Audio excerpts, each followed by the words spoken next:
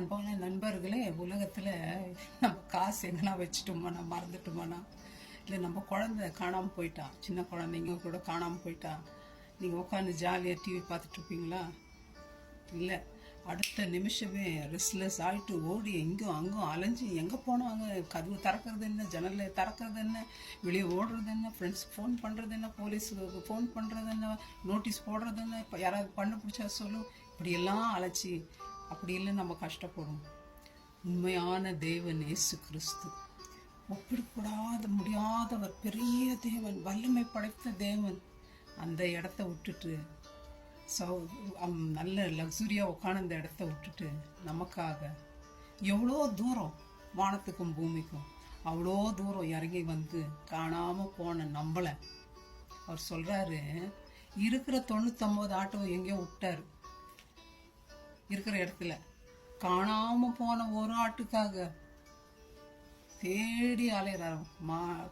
மலை காடு முள்ளு வில்லு எங்கே போனோமோ தெரியல. அதுவும் நம்ம இஷ்டமாக போயின்னுக்கிறோம்.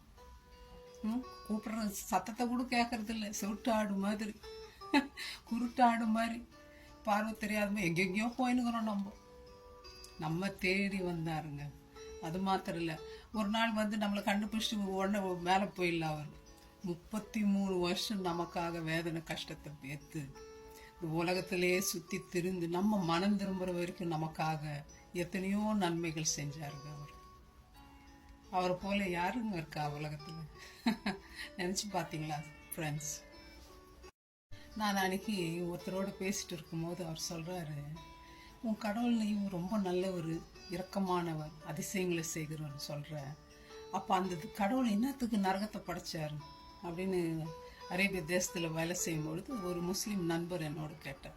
அப்போ நான் அவருக்கு பதில் சொன்னேன், பைபிளை நீங்கள் சரியாக படிக்கல தம்பி. பைபிளில் ஆண்டவர் என்ன சொல்கிறார் தெரியுங்களா? நரகம் என்னத்துக்கு உண்டாக்கப்பட்டது? கீழ்ப்படியாத அந்த தூதர்களுக்காக தான் அது உருவாக்கப்பட்டது, நமக்காக இல்லை. நான் இந்த வசனத்தை உங்களுக்கு படிக்கிறேன். யோவான் 3:17, உலகத்தை ஆக்கினைக்குள்ளாக தீர்க்கும்படி தேவன் தம்முடைய குமாரனை உலகத்தில் அனுப்பாமல், அவர் நம்ம நரகத்தில் போடுறதுன்னா, இயேசு கிறிஸ்து என்னத்துக்கு வந்து இந்த உலகத்தில் மறிக்கணும்?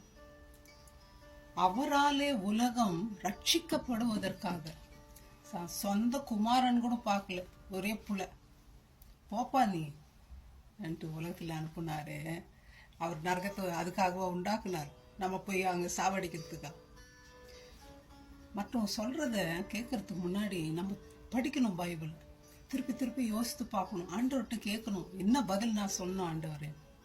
ஆகவே தேவன் நம்மளை காப்பாற்றுறதுக்காகத்தான், நம்மளை தேடி கண்டுபிடிக்கிறதுக்காகத்தான் இந்த உலகத்துக்கு. அதுதான் அந்த காணாம போன காசை பற்றி ஒரு ஊமை சொல்றார் ஆண்டவர் பைபிளில். அந்த பெண் என்ன பண்ணுறா, லைட்டை கொளுத்தி தேடி கண்டுபிடிக்கிறான். அதே மாதிரி தாங்க அந்த காணாமல் போன காசுக்கு ஓனரை தேடி போகணுன்னு அறிவு கிடையாது. அதே போல தான் நம்மளும், நம்ம திருப்பி இயேசு கிறிஸ்து போகணும், நமக்கு ஞானம் இல்லை. அதனால தான் இயேசு கிறிஸ்து அவரே இந்த உலகத்துக்கு வந்து நமக்காக ஜீவனை கொடுத்தார். அந்த இயேசு கிறிஸ்துவை நம்ம இஷ்டமா நீங்கள் ட்ரை பண்ணி பாருங்கள். உங்களையே தேடி வந்து, நம்மையே தேடி வந்து இயேசுக்கு நம்மையே கொடுப்போம். God bless you my friends. Thank you. Bye-bye.